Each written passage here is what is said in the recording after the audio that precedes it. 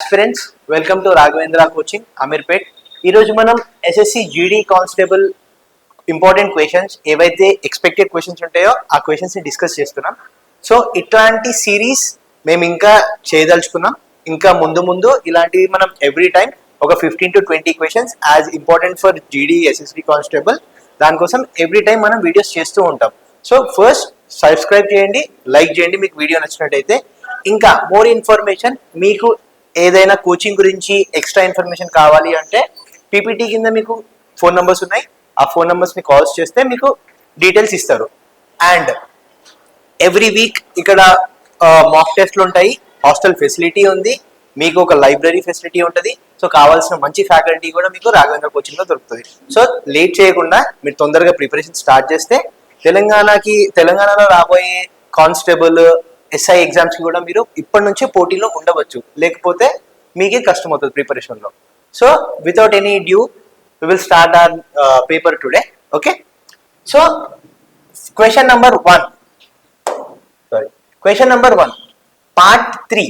So basic గా మనకి parts and schedules ఉంటాయి. Parts and schedules in Indian constitution. ఓకేనా? సో పార్ట్స్ అన్ని 22 పార్ట్స్ ఉంటాయి. సో 22 పార్ట్స్ లో పార్ట్ 3 గురించి మనం అడుగుతున్నారు. So what is part 3 of the constitution of India stated above? Okay, తెలుగులో చూసుకుంటే భారత రాజ్యాంగంలో మూడవ భాగం ఏంటి? సో ఫస్ట్ ఫండమెంటల్ రైట్స్, ప్రాథమిక హక్కులు, directive principles of states policy, fundamental duties, citizenship. So ఇది చూడండి, పార్ట్ 1 యూనియన్ అంటే మన సెంటర్ గురించి మాట్లాడుతుంది. పార్ట్ 2 ఏంటి? సిటిజన్షిప్ అంటే మన పౌరవత్వం గురించి. ఓకేనా? ఇది ఎక్కడ ఉంది? పార్ట్ 2. సో దీన్ని మనం క్యాన్సిల్ చేద్దాం లాజిక్ గా. ఓకే, నా చూసుకుంటే పార్ట్ 3 నెక్స్ట్. ఇది అయితే లాజిక్ ఎలా అంటే ఫస్ట్ యూనియన్ క్రియేట్ అవుతుంది. యూనియన్ క్రియేట్ అయిన తర్వాత మనకు సిటిజన్షిప్ ఇవ్వాలి. సిటిజన్షిప్ ఇచ్చిన వాళ్ళకి నెక్స్ట్ ఏమి ఇస్తాం? మనం హక్కులు ఇస్తాం. ఓకేనా? అంటే రైట్స్ ఇస్తాం. సో రైట్స్ మనకి ఇక్కడ ఏంటి? థర్డ్ వచ్చింది లాజిక్ గా చూసుకుంటే ఫండమెంటల్ రైట్స్. ఓకేనా? సో దీని తర్వాత ఈ ఫండమెంటల్ రైట్స్ తర్వాత 4 లో డిపిఎస్పి అంటే directive principles of state policy. ఈ directive principles of state policy ఎందుకు అంటారంటే ఇక్కడ మనం చూసుకుంటే ఆదేశిక సూత్రాలు అంటే ఈ సూత్రాలని బట్టి ఒక స్టేట్ ఏదైతే మన స్టేట్స్ ఉన్నాయో 28 స్టేట్స్, ఆ 28 స్టేట్స్ ఈ డిపిఎస్పి లో ఉన్న ఆర్టికల్స్ ని బట్టి పాలసీని క్రియేట్ చేయాలి. సో ఇది ఆదేశిక సూత్రాలు అంటారు. Fundamental duties. సో ఏమన్నారంటే ఫండమెంటల్ రైట్స్ ఇస్తామా, ఫండమెంటల్ డ్యూటీస్ అవసరం లేదా అంటే వాళ్ళకి హక్కులు ఇస్తామా, విధులు వద్దా పౌరులకు అని అంటే స్వరణ్ సింగ్ కమిటీ అని ఒక కమిటీని క్రియేట్ చేశారు. ఆ స్వరణ్ సింగ్ కమిటీలో ఏం చెప్పారు అంటే కొన్ని ఫండమెంటల్ డ్యూటీస్ కూడా ఉండాలి పౌరులకి. ఆ పౌరులకి డ్యూటీస్ పెడితేనే వాళ్ళు కరెక్ట్గా చేస్తారు అంటే part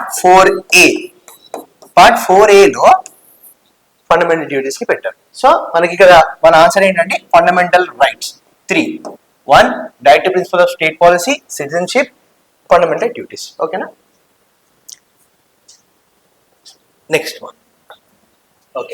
next one she was a Carnatic legendary singer. So మన దగ్గర ఇండియాలో హిందుస్థానీ మ్యూజిక్, కార్నాటిక్ మ్యూజిక్ అని అంటామండి. సో హిందుస్థానీ మ్యూజిక్ మోస్ట్లీ ఇది నార్త్ ఇండియా సైడ్ మొత్తం నడుస్తుంది. సో మన దగ్గర సౌత్ ఇండియాలో ఉండేది కార్నాటిక్. ఓకేనా? సౌత్ ఇండియాలో ఉండేది కార్నాటిక్. సో మనం ఈ క్వశ్చన్ ని లాజిక్ గా సాల్వ్ చేద్దాం. ఓకేనా? ఇది పాయింట్ గుర్తుంచుకోండి. Hindustani north India, Carnatic south India, ఈ లాజిక్ గుర్తుంచుకోండి. సో చూడండి, లతా మంగేష్కర్ మీ అందరికి తెలుసు, మరాఠీలో వాడతారు తను. So north India. Begum Akhtar తను కూడా నార్త్ ఇండియానే. ఇది చూడండి, సుబ్బలక్ష్మి గారు సౌత్ ఇండియా, తనకి చాలా అవార్డ్స్ వచ్చాయండి. సో తను కార్నాటిక్ మ్యూజిక్ నుంచి United nation general assembly who was she legendary singer. So ఎవరు అని చూసుకుంటే సుబ్బలక్ష్మి. ఆశా భోస్లే గారు కూడా నార్త్ ఇండియానే అండి. సో ఓకేనా? ఈ బేగం అఖ్తర్ గారు ఒక ఖయాల్ అనే ఒక different style of class Hindustani music ఉంటుంది బేగం అఖ్తర్ ద్వారా. సో తను అక్కడ సంబంధించిన వారండి. ఆశా భోస్లే కూడా నార్త్ ఇండియా. సో వీళ్ళంతా మీరు ఇక్కడ ఏంటంటే మనము లాజిక్ ఎక్స్క్లూజన్ ప్రిన్సిపల్ వాడాలి. అంటే ఏది కరెక్ట్ కాదు అనేది వాడితే ఏది కరెక్ట్ ఆన్సర్కి వచ్చేస్తాం. సో మోస్ట్లీ లాజికల్ క్వశ్చన్స్ లో ఏంటంటే ఎలిమినేషన్ టెక్నిక్ పనిచేస్తుందండి. ఎట్లా ఇప్పుడు చూడండి, కార్నాటిక్ అన్నారు, మనకి మినిమం తెలియాలి. నేను ప్రతిసారి డిస్కస్ చేసేది ఏంటి అంటే మినిమం నాలెడ్జ్ తోని మాక్సిమం క్వశ్చన్స్ తీయచ్చు. ఆ మినిమం నాలెడ్జ్ ఏంటి అంటే బేసిక్స్. ఓకేనా? సో బేసిక్స్ ఏంటి, కార్నాటిక్ ఏంటి అనేది తెలియాలి అనేది బేసిక్. ఓకేనా? కార్నాటిక్, హిందుస్థానీ అనేది తెలియాలి బేసిక్. సో కార్నాటిక్ ఎక్కడ యూజ్ చేస్తారు అనేది బేసిక్ తెలిస్తే చూడండి నేమ్స్ అని తీసేయచ్చు మనం. చిన్నది లతా మంగేష్కర్, ఆశా భోస్లే ఎవరు తెలియదండి, బేగం అఖ్తర్ అంటే కొంచెం డౌట్ పడవచ్చు. ఓకేనా? లతా మంగేష్కర్ గారు, ఆశా భోస్లే అంటే ఎన్నో పాటలు పాడారు వాళ్ళు. బాలీవుడ్ లో, టాలీవుడ్ లో కూడా చాలా పాట పాడారు. సో నార్త్ ఇండియా నుంచి వచ్చిన వాళ్ళు. ఓకేనా? సో మన ఆన్సర్ షణ్ముఖ వీడు సుబ్బలక్ష్మి గారు. ఓకేనా? Next, so which sector of economy does the green revolution belong to? Green revolution అంటే మన మైండ్ లోకి ఏమొస్తుంది చూడండి. సింపుల్ క్వశ్చన్, ఇది వెరీ సింపుల్ క్వశ్చన్. ఓకేనా? ఇలాగే వస్తాయి మనకి సింపుల్ క్వశ్చన్. ఎందుకు అంటే ఈ సింపుల్ క్వశ్చన్ చేయడానికి ఒక లాజిక్ ఉంటుంది. ఓవర్ థింక్ చేస్తాం మనం ఎగ్జామ్కి వెళ్ళిన తర్వాత. ఏమైనా ఓవర్ థింక్ చేస్తాము, అరే ఇది ఈ ఆన్సర్ ఇంత ఈజీ అయితే ఇక్కడ ఎందుకు ఇస్తారు, కాంపిటేటివ్ ఎగ్జామ్ లో ఎందుకు ఇస్తారో అని ఇస్తారు. బట్ మనల్ని కన్ఫ్యూజ్ చేయడానికి మనము లాజికల్ గా కామన్ సెన్స్ పెట్టి యూజ్ చేస్తున్నామా లేదా అనేది మన ఎగ్జామ్ లో టెస్ట్ చేస్తారు. ఓకేనా? అంటే బేసిక్స్. సో బేసిక్స్ చూసుకుంటే ఫైనాన్షియల్ సెక్టరా? కాదండి, రాంగ్. ఎలివేషన్ టెక్నిక్ యూజ్ చేస్తాం ఇక్కడ కూడా. ఓకేనా? ఇండస్ట్రియల్ సెక్టరా? రాంగ్. ఇండస్ట్రీ గ్రీన్ ఎక్కడ ఉండదు కదా, ఇండస్ట్రీలో ఇంకా పొల్యూషన్ ఎక్కువ అవుతుంది. ఓకేనా? సర్వీస్ సెక్టరా? కాదు, ఇక్కడ ఎలాంటి పొల్యూషన్ ఉండదు. But at the same time దాన్ని గ్రీన్ లో ఏమీ లేదు. సో మన answer agriculture sector. Agriculture sector లో గ్రీన్ రెవల్యూషన్ అయింది. ఎవరు father of green revolution? MS Swaminathan గారు. ఎంఎస్ స్వామినాథన్. ఇది ఎందుకు మనం ఇండియాలో గ్రీన్ రెవల్యూషన్ స్టార్ట్ చేసాము 1960s to 1970s టైంలో? ఎందుకు అంటే మన దగ్గర సర్ప్లస్, మన దగ్గర ప్రొడక్షన్, రైస్, వీటి ప్రొడక్షన్ తక్కువ ఉండేది. సో మనం ఇంపోర్ట్ చేయాల్సి వస్తుండే. ఇంపోర్ట్ చేయాల్సి వచ్చినప్పుడు యుఎస్ కి ఇందిరాగాంధీ గారు వెళ్ళినప్పుడు ఏమన్నారంటే మేము ఇవ్వలేము, మేము ఎక్స్పోర్ట్ చేయము, మేము ఇంపోర్ట్ చేయము, టెక్నాలజీ మీకు ఇవ్వలేము అంటే అప్పుడు ఏం చేశారు, ఇందిరాగాంధీ గారు ఉండి పంజాబ్ అటు సైడ్ ఇరిగేషన్ ఫెసిలిటీస్ ఎక్కువ ఉండేసరికి అటు సైడ్ గ్రీన్ రెవల్యూషన్ ని ఫస్ట్ ఎక్స్పెరిమెంట్ చేశారు. ఎక్స్పెరిమెంట్ చేసిన తర్వాత అది మనకు సక్సెస్ అయింది. సక్సెస్ అయిన తర్వాత ఇండియాలో మనం డెఫిసిట్ నుంచి, అంటే తక్కువ నుంచి సర్ప్లస్కి వెళ్ళిపోయాం. అంటే గ్రెయిన్ డెఫిసిట్ నుంచి గ్రెయిన్ సర్ప్లస్కి వెళ్ళిపోయాం. ఓకేనా? అది గ్రీన్ రెవల్యూషన్ యొక్క ఇంపార్టెన్స్ అండి. Okay, next, what was the major economic challenge? చూడండి, ఎప్పుడైనా కానీ అండర్లైన్ చేసుకోండి. క్వశ్చన్స్ ని అండర్లైన్ చేసుకుంటేనే మనకు ఆన్సర్ అర్థమవుతుంది. ఇక్కడ ఏం అడిగారు, అరే ఇవన్నీ చూస్తుంటే నాకు అర్థం కావట్లేదు ఏమేమి అడిగారు అని. చూడండి, మూడవ పంచవర్ష ప్రణాళిక పరిష్కరించబడిన ప్రధాన ఆర్థిక సవాళ్ళు. చూడండి, సవాళ్ళు ఏంటి అని అడిగారు, అంతేగాని దాని కాన్సెప్ట్ అడగలేదు మనల్ని. వాళ్ళు ఏది చేయాలో అడగలేదు. అది చూడండి. ఇంకోటి టైం చూడండి, 1961 to 66. ఓకేనా? ఏం అడిగారు, liberalisation of the economy, introduction of the service sector, war time expenditure, focus on digital technology. చూడండి, ఒక్క నిమిషం. ఛాలెంజెస్ ఏంటి, మన లిబరలైజేషన్ ఎప్పుడైందండి 1990s. ఓకేనా? 1991 అనుకోండి. ఇది ఎక్కడ ఏమి ఇచ్చాడు 1961 to 66. సో ఎలిమినేషన్ లో తీసేయండి. ఓకేనా? Introduction of service sector, service sector introduction liberalisation టైంలోనే వచ్చింది. సో ఇది కూడా ఎలిమినేషన్. ఓకేనా? ఇప్పుడు చూడండి, focus on digital technology advancement. Digital technology advancement అనేది 1960, మనకు ఆ టైంలో తినడానికి సరిగ్గా తిండి లేదు ఇండియాలో. సో డిజిటల్ టెక్నాలజీ గురించి ఎందుకు ఆలోచిస్తామండి, అది ముమ్మాటికి వెరీ ఎగ్జాజరేటింగ్ స్టేట్మెంట్. అంటే చాలా ఎక్కువ ఆలోచించడం. ఆ టైంలో డిజిటల్ టెక్నాలజీ అవసరం లేదు. మనకి పవర్టీ తగ్గించాలి, ఇండస్ట్రియలైజేషన్ ని పెంచాలి, జాబ్స్ ఇవ్వాలి, ఇంకా వీళ్ళకి పూర్ పీపుల్ ని కొంచెం ఫుడ్ గ్రెయిన్ సఫిషియెంట్ చేయాలి. ఇవన్నీ మన కాన్సెప్ట్స్ ఉంటాయి, ఇది కాదు. సో మన ఆన్సర్ చూసుకుంటే war time expenditure and resource allocation, అంటే యుద్ధ సమయ వ్యయం మరియు వనరుల కేటాయింపు. సో ఇక్కడ ఛాలెంజెస్ ఫేస్ చేస్తాం. ఎందుకు, ఇండో చైనా వార్, ఈ టైంలో ఇండో పాక్ వార్ కూడా అయింది. సో కాబట్టి ఈ టైంలో మనకి పంచవర్ష ప్రణాళిక, దీని తర్వాత కొంచెం హాల్ట్ కూడా ఇచ్చారు బికాస్ ఆఫ్ దిస్. ఓకేనా? బికాస్ ఆఫ్ దిస్ మన 5 year ప్లాన్ లో కూడా కొంచెం తేడా వచ్చిందండి. ఓకే, సో మన ఆన్సర్ ఏంటి, war time expenditure and resource allocation. Okay, see which of the following sports was included as a discipline in the 11th Asian Beijing's 1990. So first మనం Asian Games గురించి చూసుకుంటే first Asian Games 1951. Asian Games first Asian Games 1951 ఎక్కడైంది? న్యూఢిల్లీ. ఓకేనా? First Asian Games 1951 న్యూఢిల్లీలో అయింది. So first అది చూసుకుంటే రీసెంట్గా ఎక్కడ అయింది? చైనాలో అయింది 2023లో. బేసిక్గా ఏషియన్ గేమ్స్ ఎవ్రీ 4 yearsకి అవుతుందండి, ఎవ్రీ 4 years. సో ఇది 2023లో యాక్చువల్గా అయింది, 2022లో అవ్వాల్సింది. కోవిడ్ వల్ల ముందుకి వెళ్ళి పోస్ట్పోన్ చేసి 2023లో చైనాలో జాంగ్జూ అనే సిటీలో చేశారు. ఓకేనా? ఏషియన్ గేమ్స్ రీసెంట్గా. సో ఎవ్రీ 4 yearsకి వస్తుంది ఏషియన్ గేమ్స్, అది గుర్తుంచుకోవాలి. So which are the following sport was included? ఎప్పుడు 11th ఏషియన్ గేమ్స్ లో ఏది ఇంక్లూడ్ చేశారని అడిగారు. క్వాషా ఆల్రెడీ ఉంది. వాలీబాల్ ఎప్పటి నుంచో ఏషియన్ గేమ్స్ లో ఆడుతున్నారు, రెజ్లింగ్ స్టార్టింగ్ నుంచే ఉంది. సో ఇంక్లూడ్ చేసింది ఏంటి అంటే కబడ్డీ వాజ్ ఇంక్లూడెడ్. ఓకేనా? As a discipline in 11th Asian games 1990. Okay. Which articles of the Constitution of India deals with the Union Public Sector? So మనం ఇంతకు ముందు ఫస్ట్ లో మాట్లాడుకుంటే పార్ట్స్ స్కెడ్యూల్స్ అన్నాం. ఈ parts schedules will be otherwise parts and schedules will be divided into articles. ఓకేనా? ఈ articles define చేస్తాయి. ఓకేనా? These articles define what actually constitution says. Okay. So ఈ ఆర్టికల్స్ లోనే ఒక్కొక్క దానికి ఒక్కొక్క ఆర్టికల్ ఉంటుంది. ప్రెసిడెంట్ కో ఆర్టికల్, ప్రెసిడెంట్ జాబ్స్ కో ఆర్టికల్, ప్రెసిడెంట్ వీటోస్ కో ఆర్టికల్, పార్లమెంట్ లో మోషన్ కో ఆర్టికల్, పార్లమెంట్ లో రిజల్యూషన్ కో ఆర్టికల్, సిటిజన్షిప్ లో మన సిటిజన్షిప్ బై బర్త్ కి ఒక ఆర్టికల్. సో ఆర్టికల్స్ అలా డిఫైన్ చేస్తాయి. ఒక్కొక్క పాయింట్ ని ఆర్టికల్ డిఫైన్ చేస్తుంటది. As a point in the constitution is referred to articles. Okay. So ఇప్పుడు మనకి ఏమడిగారు? Deals with UPSC, union public service commission. ఓకేనా? మనకి UPSC is a constitutional body. అంటే కాన్స్టిట్యూషనల్ బాడీ అంటే ఎప్పుడైనా గుర్తుంచుకోండి, ఆర్టికల్లో దేర్ షాల్ బి అని ఉంటది. దేర్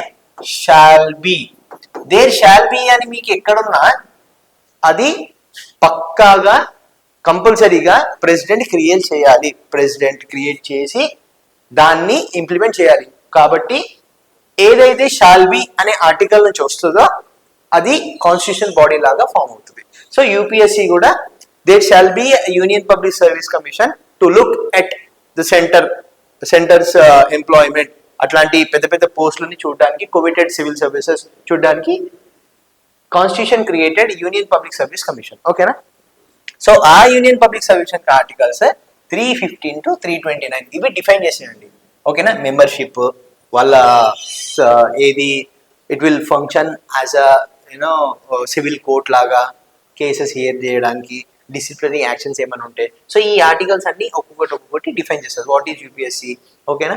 సో అలా వాళ్ళ రిపోర్ట్స్ ఎక్కడ పబ్లిష్ చేస్తారు, ఓకే, వాళ్ళ టెన్యూర్ ఏంటి, సో ఇవన్నీ ఈ ఆర్టికల్స్ లో క్రియేట్ చేస్తారు. ఓకేనా? And who will look at these services conditions and all? President. ఓకేనా?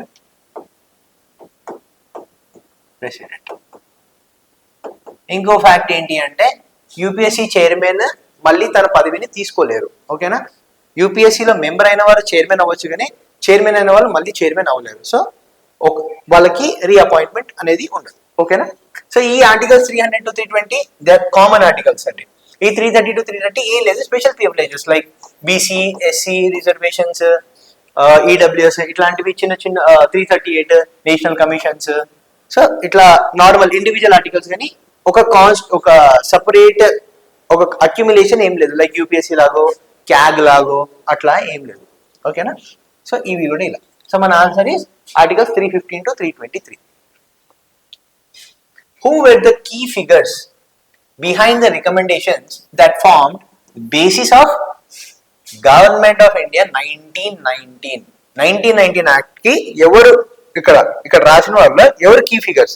సో మనం చూసుకుంటే మనకి 1858 తర్వాత లైన్ గా ఒక్కొక్కటి అంటే రెవల్యూషన్ తర్వాత ఇండియన్ 1857లో ఏదైతే రివోల్ట్ అయిందో the independence the first independence war అంటాం మనం.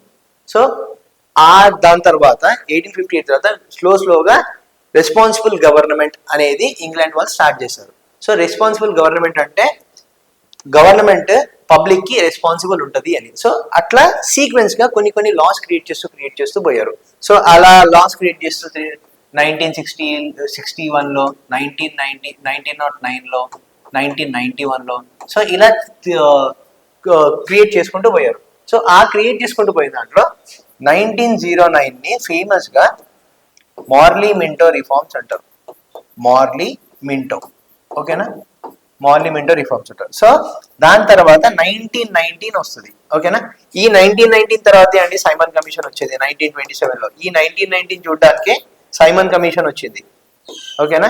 బేసిక్ గా 1929లో రావాల్సిన 10 ఏళ్ల తర్వాత వాళ్ళు ఏమన్నారంటే ఈ 1919 యొక్క యాక్ట్ లో ఏవైతే రూల్స్ మేము యాక్ట్ లో ఏవైతే రూల్స్ ఉన్నాయో ఆ రూల్స్ ఎలా ఇంప్లిమెంట్ అవుతున్నాయో అవి చూడడానికి సైమన్ కమిషన్ అనేది ఒక కమిషన్ మేము పెడతామో 10 ఏళ్ల తర్వాత అని ఈ 1919 లా యాక్ట్ వదిలే టైంలోనే చెప్తారు బ్రిటిష్ వాళ్ళు. ఇది ఎప్పుడు క్రియేట్ అయిందంటే 1927. సో దీని బ్యాక్గ్రౌండ్ కి మనం తర్వాత వెళ్దాం. Simon commission, so Simon commission 1919 తర్వాతే దాన్ని చూడడానికి దాని వర్కింగ్ ఎలానో చూడడానికి ఒక కమిషన్ పెట్టారు. ఆ కమిషనే Simon commission in the year 1927, ఓకేనా. సో 1919 ఏమంటారంటే మాంటాగు, షెమ్స్ఫర్డ్ రిఫార్మ్స్ అంటారు, ఓకేనా. So lord Chelmsford and Edwin మాంటాగు వీళ్ళు ఉన్న టైంలోనే ఇది 1919 వచ్చింది. సో ఈ అర్విన్ ప్యాక్ట్ ఆయనకి ఈ 99లో సంబంధం లేదు. లార్డ్ ఎలిజ్ తో లేదండి. లార్డ్ కర్జన్ ఎప్పుడో బెంగాల్ పార్టీషన్ ఆ టైంలో వారు, ఓకేనా. సో మన ఆన్సర్ కీ ఫిగర్స్ ఎవరు అంటే షెమ్స్ఫర్డ్ అండ్ మాంటేగ్యూ, ఓకేనా. Lord Chelmsford and Edwin Montague, okay. Morley Minto reform 1909 ని మార్లీ మింటో రిఫార్మ్స్ అంటారు, 1919 ని మాంటేగో షెమ్స్ఫర్డ్ రిఫార్మ్స్ అంటారు, okay. Which of the following plants can be made to climb walls అంటే climber అని అర్థం. క్లైంబర్ ఎట్లా అంటే ఇప్పుడు ఒక చెట్టు మన మనీ ప్లాంట్ ఉందా, మనీ ప్లాంట్ గోడల మీద ఎలా పాకుతుంది, సో అది క్లైంబింగ్ అంటారు అనమాట. సో ఇక్కడ ఏం అడిగారు, using special support.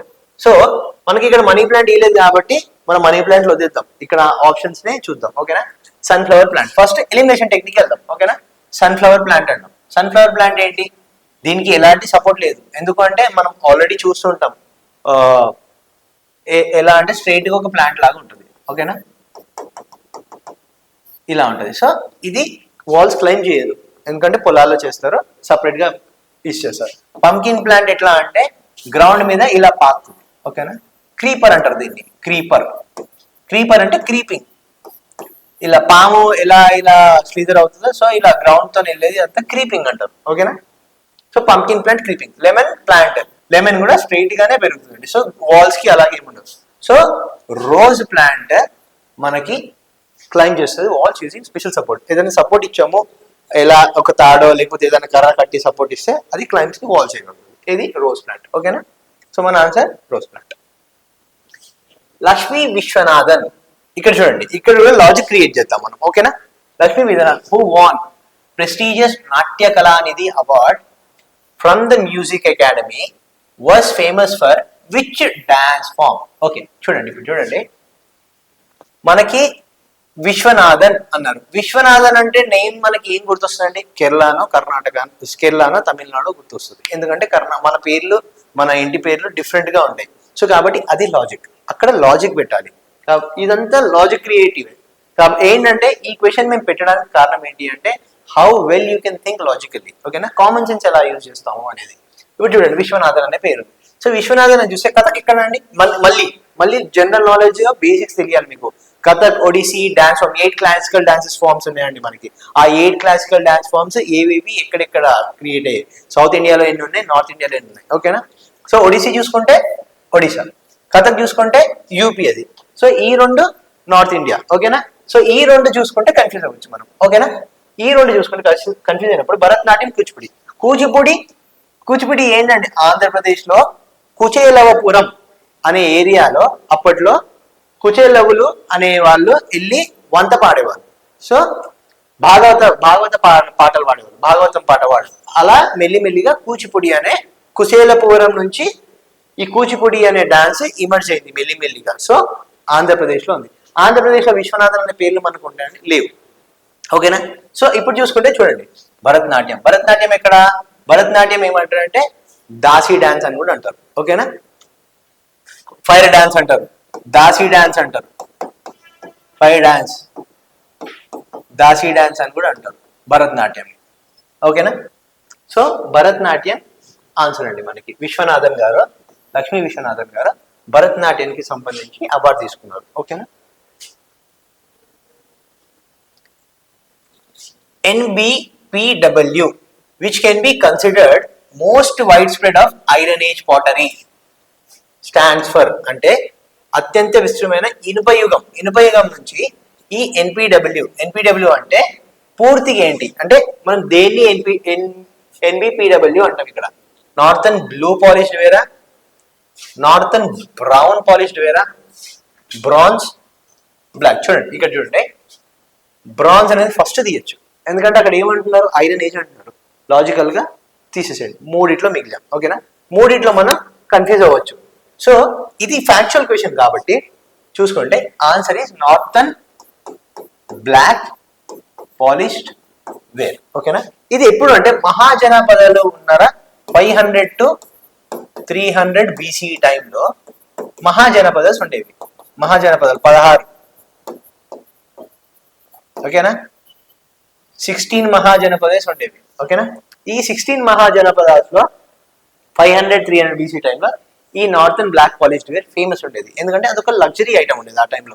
Polished wear, ఆ పాలిష్ ఉంది అని అంటే ఒక లగ్జరీ ఐటమ్ అని ఒకప్పుడు. ఇప్పుడు అంటే అందరికీ అందుబాటులో ఉంది పాలిష్డ్ వేర్, బట్ దెన్ ఆ టైంలో బీసీ టైంలో ఒక పాటరీ, ఒక వస్తువు పాలిష్డ్ ఉందంటే అది లగ్జరీ ఐటమ్ కింద చూసేవాళ్ళు. ఎందుకంటే పాలిష్ చేయడానికి ఎక్కువ టైం పట్టేది.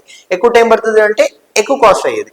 కాబట్టి పాలిష్డ్ వేర్ కొంచెం కాస్ట్లీ ఉండేవి, లగ్జరీ ఐటమ్ ఉండేది, రాజులు వాళ్ళు ఎక్కువ యూజ్ చేసేవారు. సో మహాజనపదాస్ మౌర్యన్ ఎంపైర్ టైంలో కూడా చాలా ఎక్కువ ఉండేదండి. మౌర్యన్ ఎంపైర్ టైంలో, మౌర్యన్ ఎంపైర్. ఓకేనా? మౌర్యన్ ఎంపైర్ అంటే మగధ సామ్రాజ్యం కూడా, అశోకుడు వీళ్ళంతా. ఓకేనా? చంద్రగుప్త మౌర్య, అశోక వీళ్ళంతా ఈ మౌర్యన్ ఎంపైర్ దానిలోనే వస్తారు. Okay. Where were the first Asian Games held in India? చూడండి, ఇంతకుముందే మనం డిస్కస్ చేసాం Asian Games, first Asian Games and Asian Games held in India రెండు చూసుకుంటే ఒకటే. ఎందుకంటే ఫస్ట్ ఏషియన్ గేమ్స్ కూడా ఇండియా నుంచే స్టార్ట్ అయ్యాయి 1951లో. Okay. First Asian Games held in New Delhi. చూడండి, దీంట్లో మనము నార్మల్ గా ఎక్స్క్లూడ్ చేయొచ్చు, ఎందుకంటే ఫస్ట్ ఏషియన్ గేమ్స్ అన్నారు. ఏషియన్ గేమ్స్ గురించి మనం చిన్నది దొరికినా ఇండియాలో ఫస్ట్ ఏషియన్ గేమ్స్ పెడుతున్నాం అంటే క్యాపిటల్లోనే అనుకుంటాం చాలా మంది. ఎందుకంటే అప్పటికి ఆ టైంలో ఇండియా ఇంకా డెవలప్మెంట్ అన్ని సిటీస్ డెవలప్ కాలేదు కాబట్టి లాజిక్ గా చూసుకుంటే న్యూఢిల్లీ. ఫ్యాక్చువలే, but at the same time కొంచెం మనం లాజిక్ క్రియేట్ చేయొచ్చు. చెన్నైకి ఎందుకు వెళ్తాం? లేదు. పటియాలా వెరీ చిన్న టౌన్, గ్వాలియర్ మధ్యప్రదేశ్ కానీ చిన్న city. New Delhi is very big city and capital కాబట్టి అక్కడ మనకు స్టేడియంస్ ఉన్నాయి, అవన్నీ ఉన్నాయి కాబట్టి ఏషియన్ గేమ్స్ అక్కడ క్రియేట్ చేశాం. Okay. Next, the annual Mamallapuram dance festival. చూడండి, ఈ మమ్మలపురంలో కీవర్డ్ మీద చూడండి, which includes performance of Indian classical dances like Bharatanatyam, Kuchipudi, Kathak, మోహినియాటం, Odisha, Kathakali. మనం ఇంతకుముందు 8 క్లాసికల్ డాన్సులు అనుకున్నామా? దాంట్లో చూడండి 1, 2, 3, 4, 5, 6 ఇక్కడే ఉన్నాయి. మిగతావి ఏంటి అని అంటే సత్రియ,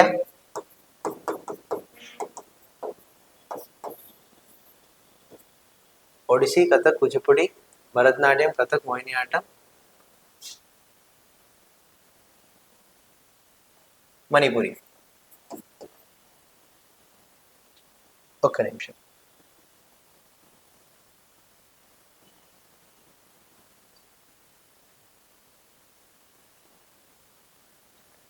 ఓకే. కూచిపూడి, కథక్, మోహినియాటం, ఒడిస్సీ, కథకళి. ఇవి 6 డాన్సెస్. నెక్స్ట్ సత్రియ. ఓకేనా. So annual Mamallapuram dance festival అని అడిగారు. మమ్మలపురం ఎక్కడ ఉంది అని అంటే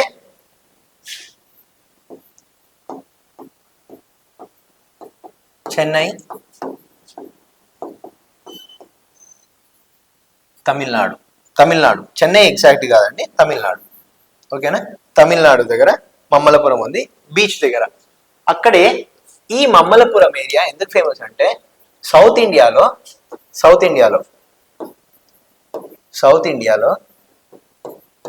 ఫస్ట్ టెంపుల్ ఆర్కిటెక్చర్ స్టార్ట్ అయింది. ఫస్ట్ టెంపుల్ ఆర్కిటెక్చర్ అంటే టెంపుల్స్ క్రియేట్ అవ్వడం ఇక్కడ నుంచే స్టార్ట్ అయింది. ఎవరు?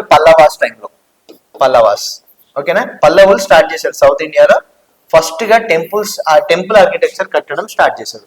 ఆ టెంపుల్ ఆర్కిటెక్చర్ ఎక్కడ కట్టారంటే మమ్మలపురంలో షోర్ టెంపుల్స్ అని ఉంటాయి. షోర్ టెంపుల్స్. ఈ షోర్ టెంపుల్స్ రథాలు అని అంటారు. పంచరథాలు, పాండవుల్లో పంచరథాలు ఎట్లుంటాయి, ఆ పంచరథాలు అక్కడ మమ్మలపురంలో ఉంటాయి. So UNESCO world heritage site ఆ మమ్మలపురం ఏరియా మొత్తము యునెస్కో వరల్డ్ హెరిటేజ్ సైట్. దాంట్లో అర్జున రథం, ఇంకా ద్రౌపది రథం, ధృతరాష్ట్ర రథం, ఇవన్నీ రథాలు ఉన్నాయి. ఓకేనా. సో అర్జునాస్ పెనెన్స్ అనేది ఇంపార్టెంట్ అండి. అర్జునాస్ పెనెన్స్ అనేది చాలా ఫేమస్. ఇక్కడ మమ్మలపురం మాన్యుమెంట్స్ లో యునెస్కో వరల్డ్ హెరిటేజ్ సైట్ లో ఈ మమ్మలపురం ఇంపార్టెంట్. ఓకేనా. Is organised. ఇప్పుడు చూడండి, మనం ఫస్టే అనుకున్నాం ఎక్కడ మమ్మలపురం ఎక్కడ ఉంది? తమిళనాడు. సో మన ఆన్సర్ ఈజ్ తమిళనాడు. ఓకేనా.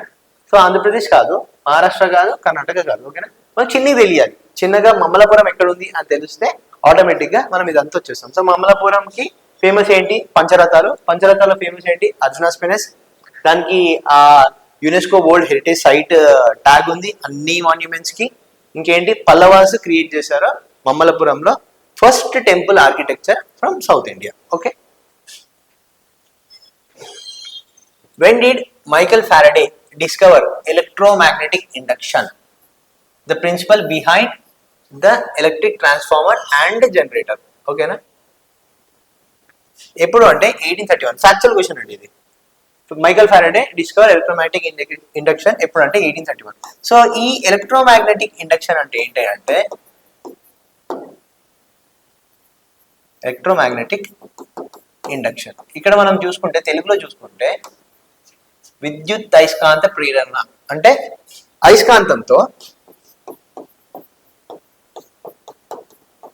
అయస్కాంతం మ్యాగ్నెటిజంలో ఎలక్ట్రిసిటీ క్రియేట్ చేయడం.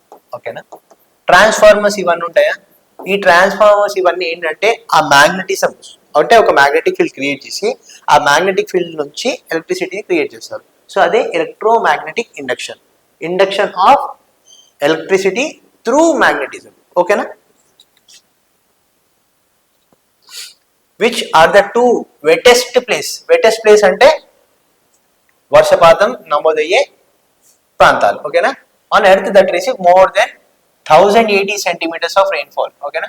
1080 సెంటీమీటర్స్ అంటే ఎన్ని సెంటీమీటర్స్ వర్షం రికార్డ్ అవుతుంది. ఈ రెయిన్ గౌస్ట్ అని క్రియేట్ చేస్తారండి. 1080 సెంటీమీటర్స్ అంటే రెయిన్ గౌస్ట్ ఉంటుంది, దాంట్లో వాటర్ పడిన తర్వాత ఎన్ని సెంటీమీటర్స్ పెరిగిందో దాన్ని బట్టి రెయిన్ఫాల్ ని క్రియేట్ చేస్తారు. సో అలా రెయిన్ఫాల్ ని క్యాల్కులేట్ చేస్తారు. So two places wettest places అంటే మనకు ఫస్ట్ గుర్తొచ్చేది మేఘాలయ కదా. మేఘాలయలో ఏం గుర్తొస్తుంది మనకి? చిరాపుంజి అండ్ మైస్వరం. ప్రస్తుతానికి ఈ మైస్వరం అనే ప్లేసే వెట్టెస్ట్ ప్లేస్ అండి. చిరాపుంజి కొంచెం వెనక్కి నెట్టేసింది అది. ఓకేనా. సో మైస్వరం అనే ప్లేస్, చిరాపుంజి అనే ఈ రెండు ప్లేసెస్ ఎక్కడ ఉన్నాయంటే మేఘాలయాలో ఈ రెండు ఉన్నాయి. ఓకేనా. ఇప్పుడు వేరే చూసుకుంటే ఈ పాసిఘాట్ అనేది ఎక్కడ ఉంది అంటే ఆల్మోస్ట్ డార్జిలింగ్ అటు సైడ్ ఉందండి. ఓకేనా. ఆగుంబే ఇది Maharashtra side. Mahabaleshwar is on Maharashtra. ఎందుకు మహాబలేశ్వర్ ఫేమస్? కృష్ణా నది ఇక్కడ నుంచి వస్తుంది. నేరియమంగళం తమిళనాడులో, గ్యాంగ్టాక్ సిక్కిం, అంబోలి గోవా సైడ్. ఓకేనండి. సో మన ఆన్సర్ చిరాపుంజి అండ్ మైస్వర్ణం. ఓకే. మంత్రి Rozgar Protsahan Yojana is being implemented since. Okay. Rozgar Protsahan Yojana ఎప్పటి నుంచి ఇంప్లిమెంట్ చేస్తున్నారంటే 2016. ఇది వెరీ ఫ్యాక్చువల్ క్వశ్చన్ అండి. సో ఈ రోజ్గార్ ప్రోత్సాహన్ యోజన బేసిక్ గా ఏంటి అంటే గవర్నమెంట్ న్యూలీ హైడ్, కొందరు న్యూలీ హైడ్ కొన్ని ఇయర్స్ వరకు న్యూలీ హైడ్ ఎంప్లాయీస్ ఎవరైతే ఉంటారో వాళ్ళ ఎంప్లాయర్ కాంట్రిబ్యూషన్ ఆఫ్ ఈపీఎఫ్ఓ కడుతుంది, అంటే 12% కడుతుంది. ఓకేనా, 12% ఎవరు ఇస్తారు? గవర్నమెంట్ ఇస్తుంది ఒక 1 year వరకు. ఎవరికి? ఒక 1 to 3 years వరకు న్యూలీ హైడ్ ఎంప్లాయీస్ కి. సో అది ఇన్సెంటివ్ ఏంటంటే ఎంప్లాయర్ కి ఒక 3 years వరకు 1 to 3 years వరకు తన మీద 12% ఇవ్వాల్సిన అవసరం లేదు కదా తన శాలరీ మీద. సో అది కొంచెం ఏంటంటే ఇన్సెంటివ్ హైరింగ్ కి. సరే మనకి ఇంత ఆదా అవుతుంది కదా అని కొత్త కంపెనీస్ హైర్ చేసుకుంటారు, కాబట్టి ప్రోత్సహించడం, వాళ్ళని ప్రోత్సహిస్తున్నారు. సో ఇక్కడ ఈ 12% కాంట్రిబ్యూషన్ మన బేసిక్ ఈపీఎఫ్ కాంట్రిబ్యూషన్ ఎట్లా వెళ్తుందండి? 12% ఎంప్లాయీ, 12% ఎంప్లాయర్. సో ఈ 12% ఎంప్లాయీ మనకు మొత్తం పిఎఫ్ కి వెళ్తుంది, ఈపీఎఫ్ కి వెళ్తుంది, ఎంప్లాయీ ప్రొవిడెంట్ ఫండ్ కి వెళ్తుంది. బట్ దీంట్లో 8% దేనికి వెళ్తుంది? 8.5%, ఆల్మోస్ట్ 8.3, 8.5% మనకి ఎక్కడికి వెళ్తుంది అంటే పెన్షన్ ఫండ్ కి వెళ్తుంది. పెన్షన్ ఫండ్ 3.7% దీనికి వెళ్తుంది, పిఎఫ్కి వెళ్తుంది. ఇంకొంచెం ఉంటుంది, అది ఎంప్లాయీ డిపాజిట్ లింక్డ్ ఇన్సూరెన్స్ అనే దానికి వెళ్తుందండి. సో అది మొత్తం కలుపుతుంటే 12%. ఓకేనా, మొత్తం కలుపుకుంటే 12% ఎంప్లాయర్ కాంట్రిబ్యూషన్. ఎక్కువ శాతం పెన్షన్ ఫండ్కి వెళ్తుంది వాళ్ళది, తక్కువ శాతం పిఎఫ్కి వెళ్తుంది. మనది మాత్రం 12% ఏదైతే గవర్నమెంట్ ఎంప్లాయీ కట్ చేస్తున్నాడో డైరెక్ట్ గా ప్రొవిడెంట్ ఫండ్కి వెళ్తుంది. సో ఇది తీసుకోవచ్చు కూడా మనం, ఈ 12% పిఎఫ్ 5 years కంటిన్యూస్ సర్వీస్ ఉంటే తీసుకోవచ్చు మనం వితౌట్ ట్యాక్స్. ఓకేనా, కొన్ని రీజన్స్ ఉంటాయి, ఆ రీజన్స్ పెట్టేసి విత్డ్రా చేసేసుకోవచ్చు. ఓకేనా, సో ఇది మన ఇవాళ ఇంపార్టెంట్ క్వశ్చన్స్ అండి. SSC GD constable important question. So ఇలాంటి సిరీస్ మనం రాబోతున్నాం. So please subscribe to this channel, Raghavendra coaching channel కి సబ్స్క్రైబ్ చేయండి. So that you can keep updated about the upcoming videos. And దాని పాటు మీ ప్రిపరేషన్ ఈజీగా స్మూత్ గా చేయొచ్చు. ఓకేనా, థ్యాంక్ యూ.